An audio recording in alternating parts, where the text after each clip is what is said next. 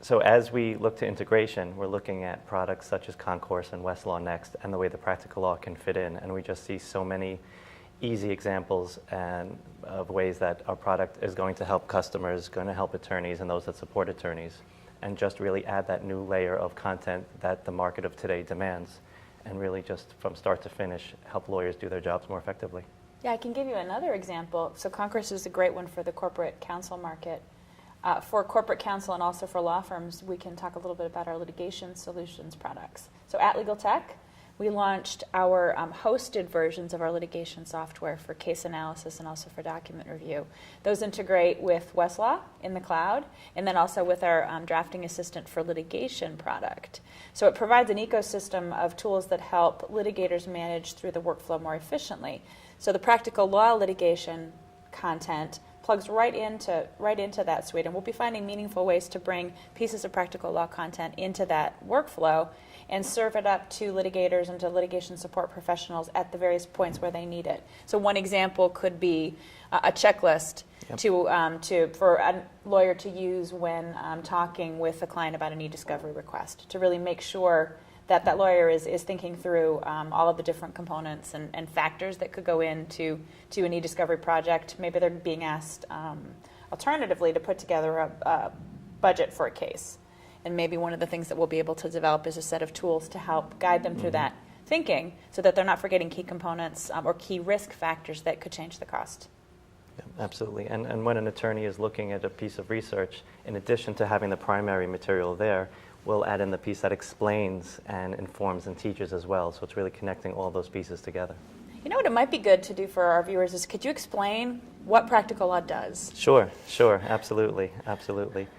Well, practical law really provides a much more efficient starting point for an attorney working on a matter. So let's just take an associate, an imaginary first-year associate who's been called into the partner's office. Partner says, okay, Associate Tom, we're assigning you a 363 asset acquisition. Associate Tom may not even know what a 363 asset acquisition is. So without PLC, the scenario would be go back to the office, search around on Google, ask other people, waste a lot of time, really, time that can't be billed and time that's just inefficiently spent for the client. With PLC, now Tom can go to a resource. It's online.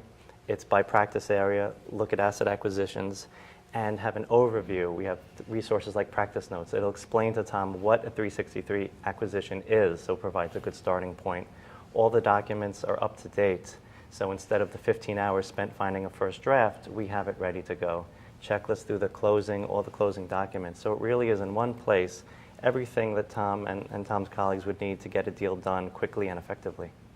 You know, it's interesting, we talk sometimes about efficiency and effectiveness and helping lawyers get the same quality work done in less time. 5 years ago, we didn't really have that discussion the same way we do today. Lawyers bill by their time, and their time is really valuable. But what we're finding today is clients are less and less willing to pay for preparatory time, time spent searching around looking for the right answer, time spent getting started. And That's right. Practical law really helps them get started faster. 100%. So really, we're providing someone a starting point to help them get to this point and work effectively right from the get-go, rather than all the preparatory work that really shouldn't be on the client's dime anymore. I think years ago, especially before the rise of the alternative fee arrangements, there wasn't so much of a focus on time as there is now. You see general counsels pushing back on associate time through third years. Our resources are helping solve that problem and helping people get up to speed, whether it's on the traditional billable hour, whether it's on fixed fees, whether it's a corporate legal department for that matter. So we really are just helping people get up to speed much, much faster.